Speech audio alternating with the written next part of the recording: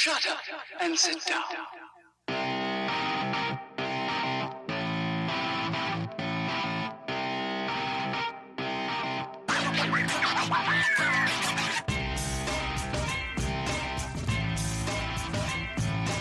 Welcome to the Bricks King podcast, where I'm going to bend your ear about LEGO, review those amazing bricks of plastic, and discuss what is new and up and coming around the LEGO world.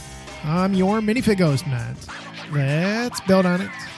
Welcome in, everybody. How are we doing today? Another lovely episode for your consumption of your ears, that big giant brain that you have between those things. And today, I have the privilege of bringing you the Atari 2600.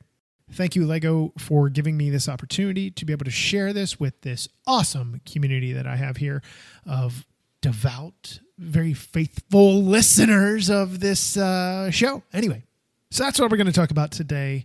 And before we get into it, real quick, I apologize for not having a show out sooner. It was a chaotic week, a very emotional week to say the least.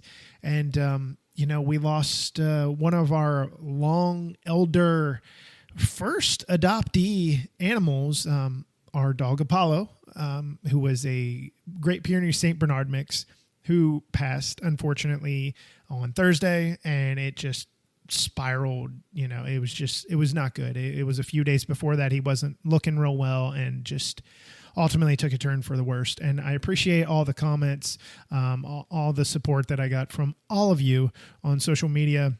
Those of you that reached out, that know me personally, that reached out and stuff like that to share your kind thoughts and words with me, with my family.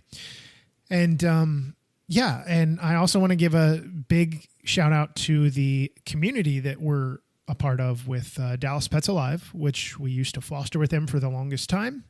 And then our house became too full with pups. But he was our first one with them that we adopted. We adopted him back in 2014, and we had him for at least 8 years. We're not quite sure how old he was, somewhere between 10 and 12, which isn't really old for a 150-pound dog. Anyway, so I appreciate everybody, your kind thoughts and words. Dallas Pets Alive, thank you for reaching out as well. And sharing your love for us and him and all that kind of stuff. And, he's always going to be a part of this pack and this family. And anyway, so enough of the sadness. I've done enough teary-eyed stuff over the last week. So moving on here, let's talk about what this set has to offer. First off, it's set number 10306. It again is the Atari 2600, which, hey, they're going that retro. We got the NES back, last year, I believe? Was it last year? Anyway, we got something new and something different and something very, very different and something very fun. The parts that you get, the number of pieces that you get here are 2,532. It retails for $240 here in the United States and €240. Now, if you're wondering, wow, we scooped you, Matt. We got it before you. It's been built, and like I said, it was a traumatic week. But with that in mind, this is currently available. If you are looking to push your pennies somewhere, this is where you can go. Now, what I have to mention is when I said it is very different, it is very different than what the NES had to offer, because although the NES was really cool and really functionable and stuff like that, this has a little bit more to it. It has game cartridges like it did with the NES. Obviously the NES, you had the TV and stuff, which is wicked, crazy awesome. That was just absolutely bonkers. But my God, this is really cool in its own right. So aside from the pieces and everything that you get a controller, you get the Atari 2600, you get a little case that you can put your games in it, which is Asteroids, Adventure, which is a really great game, by the way. Asteroids is as well, and Centipede. I remember playing a few of these when I was a kid, like a young kid, not as young as when this was originally out. My grandparents had one that I believe they got at a yard sale or something like that. But I recall somewhere around 8 or 9 or 10, somewhere around that, playing it. I played the football game on there for hours, not straight hours, but so many hours that I spent playing that game. It was so ridiculously simple and just like whatever, and a bunch of different games. I mean, Pitfall, hello. Anyway, so what is really neat though, aside from the game cartridges and stuff and the little scene that you get of a little boy, I'm assuming this is Chris McVeigh, who is the designer of this set. You get these little vignettes of the game itself, and they're really, really awesome. I love the way these things are done. So you build up this kind of small pedestal with some plates and some tiles, and then on the front of them, you have what the name of the game is. This one that I have in my hand right now is Centipede, and I don't really remember much of Centipede at all. Obviously, it is a centipede here. You have a brick-built centipede that has a bunch of segments and legs and stuff like that. I really like this. It's really sharp looking. Actually looks really scary with how they have these little levers, the skinny little levers that they use in everything from helicopters to spaceships to bulldozers, excavators, anything that you would control with handles. And they have a little clip for the mouth, which is really nice. It does only sit on a few studs, and it doesn't sit the best. It's just kind of funky in the way that it is built, but it really looks aggressive. The centipede does. They have some lime green and some green and yellow legs and yellow underbelly as well. You have some mushrooms here as well. I'm assuming they're mushrooms. And then you have like this little build-up of the background a little bit, which is supposed to be like rocks or I guess the ground or whatever it might be. So I do like that. The centipede sticker is in red. Let's talk about the centipede cartridge because that is a nice one as well. You have a bunch of stickers on these, by the way. They are really sharp in the way that they are built, really kind of simply built, but they're solid. I haven't held an Atari cartridge in a long time. I'm a very fond vintage gamer. I love going we have a store around here called Game Exchange. They have numerous locations, and there's a lot of retro gaming stuff. Like I look for Nintendo, I look for Sega, Super NES, stuff like that, PlayStation 1, the original PlayStation, stuff like that I like to collect, kind of the vintage, stuff that's out there. There's another vintage collector I know that's actually a Lego designer. James May is another one that likes that kind of stuff. But on here, you have a sticker that says the Atari 2600, and then you have what looks like what is supposed to be the game itself. Centipede, it has the name there, and it has some brick-built characters, and then you have your minifig there that's holding a wand, which is kind of cool looking. And then down below that, there's another sticker that says use with joystick controller. If you tilt it upright or whatever, as if you had the cartridge in the actual Atari, it says Centipede on here as well. What is really cool is... Oh, I know what I was going to say. I believe this weight of the cartridge is very, very close to the weight of original Atari cartridges. I think this might be slightly heavier, but not much. It feels really good holding it in my hands, by the way. Anyway, you have some green that is on the inside, which I'm trying to remember if that's kind of how the original cartridges looked. I can't quite remember. It was a long time ago. Let's go ahead and move on to Asteroids. The Asteroids vignette here is really sharply done. I like this one a lot. You have a lot of clear pieces that are sticking up here. To have all these asteroids that are all over the place and stuff. And you actually have one that is kind of spiderwebbed out to a certain degree, if you will, because it is being blasted by the ship and it looks like it has been blown apart. They use a black flower piece that is on here, the stems and stuff like that, and they have some blue bricks and plates that are attached to it, the azure color here, to give it that look like it's being exploded. You have a white asteroid, you have a magenta, and you have a big old orange one, which is kind of neat build as well. Your spaceship is actually really sharp looking. One thing that I did have is the nose kept popping off on mine just because I was probably being a little bit too rough and moving it around and stuff and making room on my desk as I was building other stuff and whatever. But it is really well done. It's really sharp looking how you have those trans orange pieces, the 1x1 round plates here that have a hole in the middle that stick onto this clear bar, and it just looks like, you got your 3-shot out, as you're trying to hit the asteroid. Red spaceship, tiny little build. It's really sharp. And it is actually on one of the new, I say new, it's not new anymore, but the new-ish superhero opposing bars that have a stud on the end. So you do have that. It is an all black base aside from a little bit azure color that is the same as the asteroid that's being blown up. You have your asteroid sticker here and that similar color of that as well. Your game cartridge that comes with it is of the same kind of color variant and everything.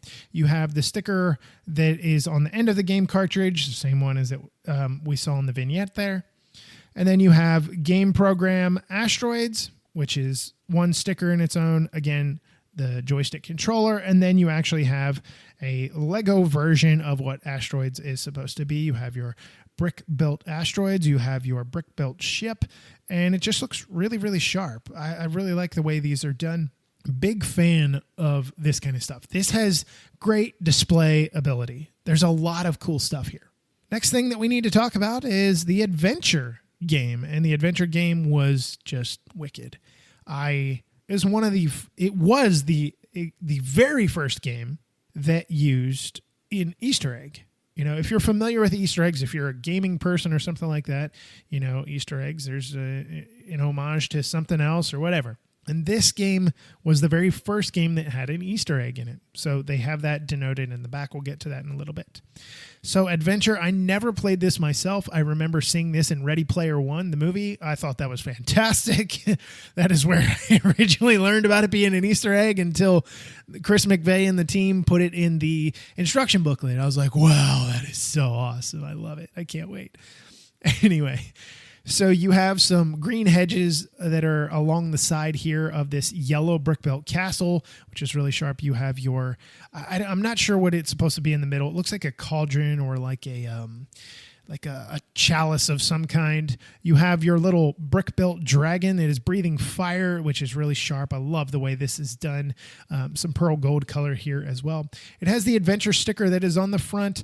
And then if you flip it around to the very back, there is a gold 1x1 round plate that has a hole in the middle, and it has what isn't quite an egg because there's not enough room for an egg. It's got a peg and kind of a rounded, it's almost like an egg. You see these pieces, this is in white by the way, but you see these pieces, sometimes they'll put them in trans orange or red, like a trans red or trans blue, and they'll be like lights on top of a cab of a tow truck or fire or something like that, fire rescue. So I do like that. It's really sharp. The yellow color pop is perfect, and it just fits with the nostalgia. We're talking about 90 years of play. We're talking about the yellow castle, the original. It just works really well here. And then you have your game cartridge for this as well. It says Game Program Adventure. That's one of the stickers. Again, you're talking about using with a game controller, the joystick controller. And then you have a little mock-up of what it is supposed to be. You have your little your fiery orange serpent that is here in brick-built fashion with the old dragon mouth on here. It's awesome. I love it. It is holding a key, a Lego key as well. You have some other Lego things here. You got minifigs, and then you have the castle that is in the background. Now, all three of those cartridges are going to be sitting in this little brick-built case. It's not anything great, amazing, awesome, wonderful, delightful. It's just a case. But it does look nice. It does give you a place to house them. I can't recall. I think my grandparents had... It was like a larger brown case. It looked like a suitcase. It was about the size of the Atari, I think. It was like a book that you would open up and you would have the game cartridges, right? Of where you could put them in and all the games that you may have had or purchased. I don't know if it came like that or not. I'm assuming not, but it was really cool to have all that, to play all that. It was really a lot of fun. So let's go ahead and get to some of the game stuff from the actual, the thing that we have, the big build that everybody wants to talk about. So one of the things that I found absolutely fascinating was the controller itself. When you go through and you build the controller, you might think, oh, yeah, it's going to be like the NES controller, right? It's going to be something similar to that. It's not going to be great or awesome. The buttons aren't going to really press. Well, they broke the mold with this one because there is a tiny little mechanism that is down on the inside here, and they use rubber pieces, those rubber pieces that they like to use for springs, suspensions, not for springs, but as like a spring, suspension stuff, or putting tension on one thing to be able to get a movement. And there's 4 of them in here, and it's attached. They're all attached to via Technic stuff, but they're attached to the main central hub, which allows an axle to go through. And then it has the 4 little bars that stick up out or stick off of it on the sides. And that is what the rubber pieces are connected to. And then they connect to essentially the base mechanism. The joystick is pretty simple and not so much complex in its own right. It is a very fun neat little build, but it basically is made up of 2x2 round bricks. That's it. That's pretty much the gist of it. But you poke that thing in there and it gives you the feel of like you're moving this thing around and you're actually playing. There's a lot of play in this. Now, if you get a little bit too rough, all that happens is it just pops out of the axle hole that it is intended to stay in. So obviously you're not going to be getting wild with it. It's not realistic. I was hoping maybe since we had that the red button that you always press, as you're playing, pew, pew, pew, pew. I was hoping that might depress as well. It does not. It is just a 2x2 round tile. But we do get some custom tiles here. The dotted orange that goes around the actual controller handle itself, which is really nice. The joystick handle itself, I really like the way that is done. They are just quarter tiles that make one whole big round here. So those are really nicely done. It does come with a connection cord, which is just a very, very, very, very, very long plastic tube.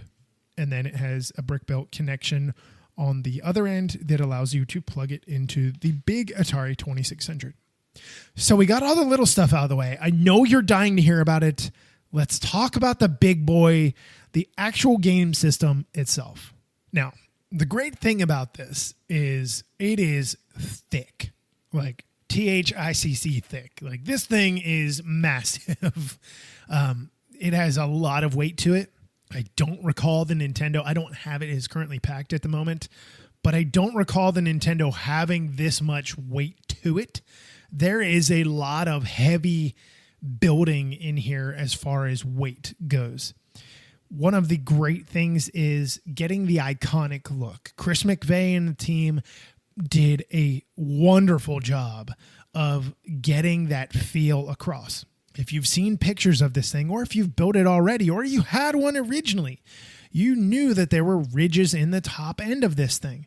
So you have this ungodly long build of attaching all these super duper 1x8 tiles. Just, it never seems to end. But that's how you get that look on the top. Now, to get the curved sides, that was kind of interesting in its own right. They actually just attach with a few studs on the side. They use some of the, I almost want to call them like rocker plates, because they attach into what is the size of a brick and, they rock back and forth. Now, I don't know if they make them in the 1x2 anymore. I know the new ones, I'm going to call them rocker plates. I don't know the specific. It's like a hinge to a certain degree, but they make them in the 2x2 now. I have a bunch of the 1x2s from when I was a kid. I used to use them for everything. Anyway, so that is essentially how those are holding into place, and then you actually have your sides. They just kind of can float there. I mean, it's really sharp in the way that it's done. I was honestly really, really surprised. I did not expect that to be the case. Now, to fill in the gap right there, all they have is, they have some plate assembly attachments. Whoops, I just popped mine off. They have some plate assembly attachments here where you're just essentially just attaching these into position, and then you attach your side plates on to be able to get everything to work just dandily. So what else does this thing have? Well, it has the iconic orange that is in here. It has that nougat colors that they use here in the I think it's like a darker brown, and then the nougat that they have here is beautifully done. Now, you do have 2 prints here that are for Atari. You have one that says Atari, and then you have another that is of the logo. So they are not just one printed piece. They are 2, which is great. That's always a good thing. Now, across the front, I was really intrigued. How are they going to be able to get that look? Because you have the two different colors that are kind of interwoven into the design. And it's essentially just stacking up plates and little plates and long plates. And that's really all you're doing. But it's in the way that it is done, it's not something that you quite expect, honestly. Yes, you're just building straight up, but it doesn't feel like you're just stacking plates on top of each other, because you're not really just doing that. It's also attaching a mechanism frame assembly to it, because this entire thing slides in and out, slides forward and backward. When you slide it forward, we'll get to what's inside in a moment, but it's got to have the structure and the makeup so that this thing doesn't break apart. So the front is not just like a panel that is just stuck on like a stereo head unit. If you guys remember, a stereo head unit's like in a car stereo, you would just plop on the front there. You could take it with you so nobody could steal your stereo, right? It was the thing, especially when I was in high school. I loved it. It was phenomenal. And who didn't want to do that? It was awesome, man. Anyway, so you have this front assembly and this top assembly that are all interconnected to the sides and then the main assembly itself, because it rolls what I guess you could label it as a track system that it rolls into.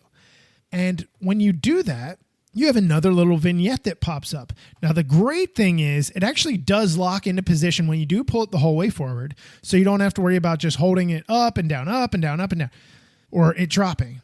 It was such a cool build to be able to build this structure, and not just a little vignette. Like the actual mechanism that allows this thing to move inward and out. It's just so much fun to build. I literally sat there, and my wife must have heard me say probably 10 times, "Oh my God, that is so cool. Oh, that is neat. I love that." It's just a lot of fun to build this. So in the vignette, and I haven't had a chance yet, I'm going to try and get Chris McVeigh to come join me for an interview, hopefully soonish, before the school season really kicks off for me as a teacher. But in this vignette, what you have is you have a little boy that is wearing his Atari shirt. I love it. He has a face of very happy, and he has another face of like, "Oh no, did I just die?" or something like that. Or like, "Oh no, here comes a big bad dragon." He's holding a brick-built controller for the Atari. I love it. There's a brick-built Atari that is in here. There's a can of some kind of beverage. There's something else that's sitting here on the floor. I'm assuming those are the game cartridges. You have some roller skates in here.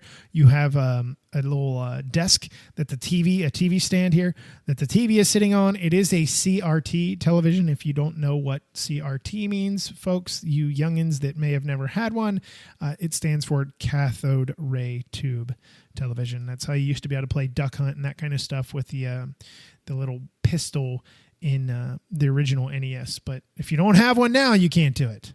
Anyway, there is a sticker that is on here on the TV that you have, and that is just supposed to be the game that he's playing. It's supposed to be Asteroids.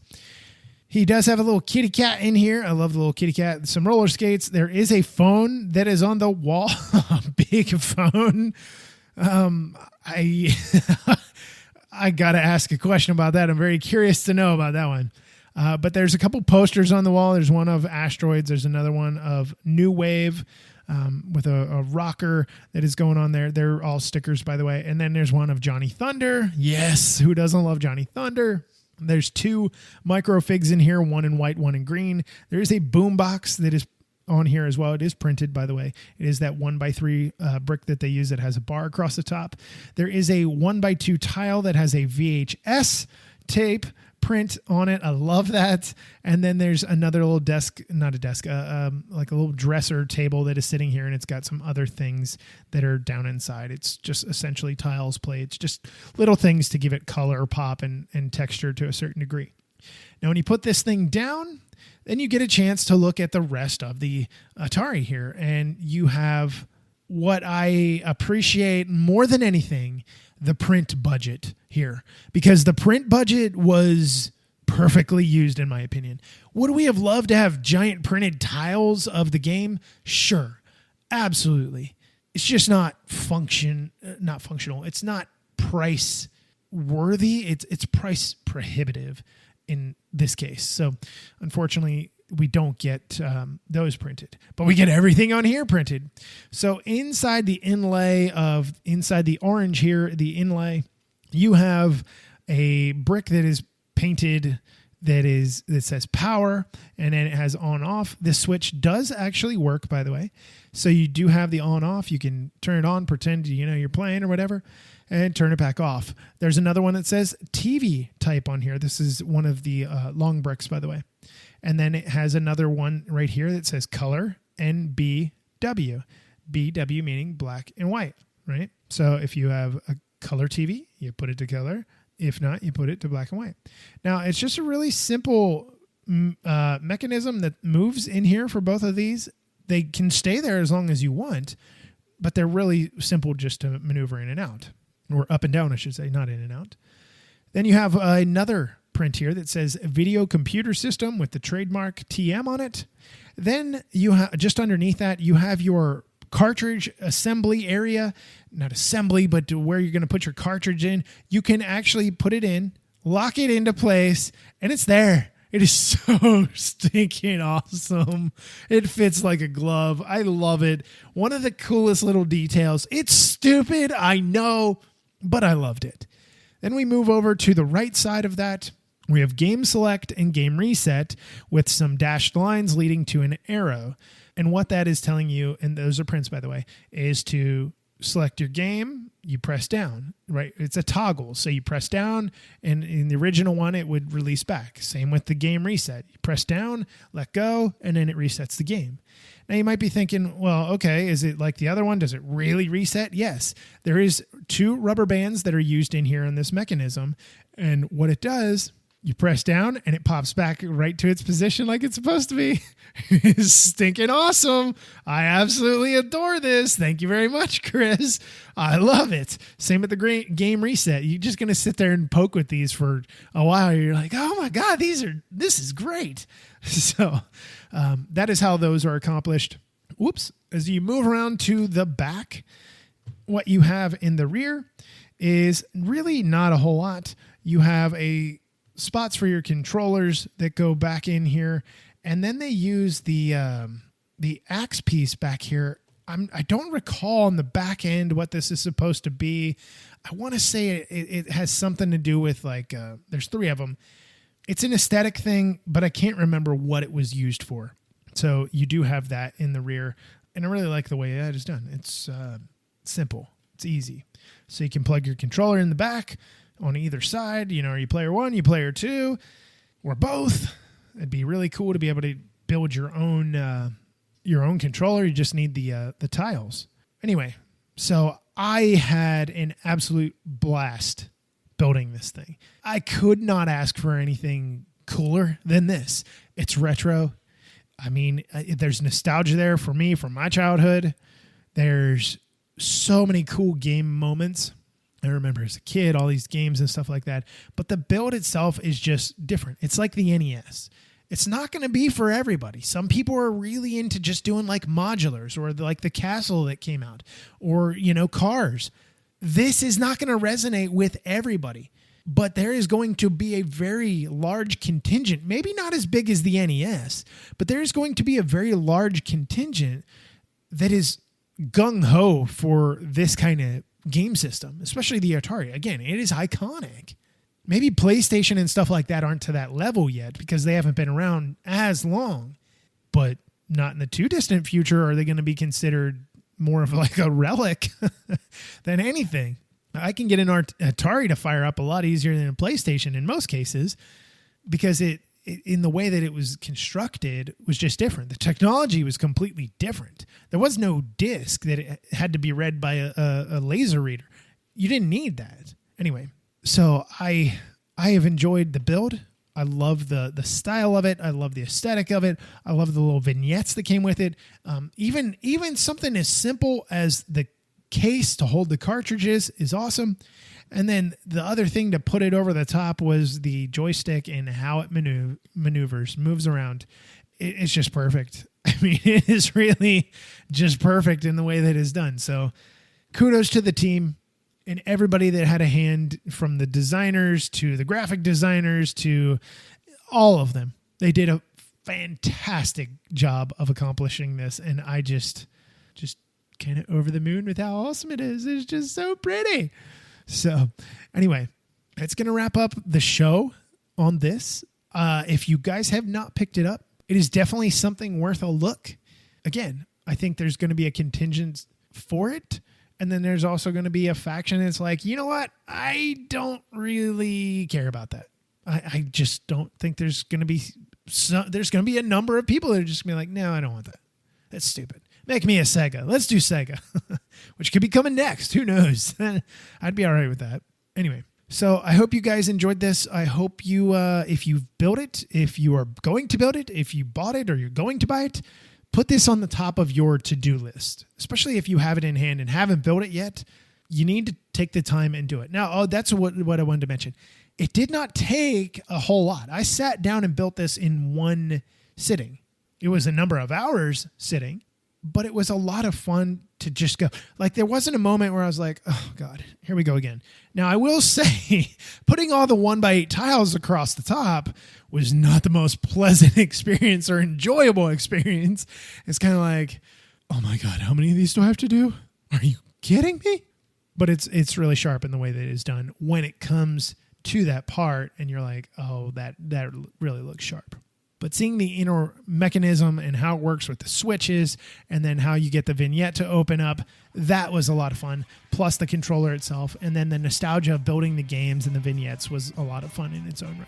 So that's going to do it. I'm going to shut up now. I hope you guys have a lovely day, morning, afternoon, evening, wherever you are, whatever time you're listening this. Until we meet again, I'm your minifig host, Matt. Let's build on it.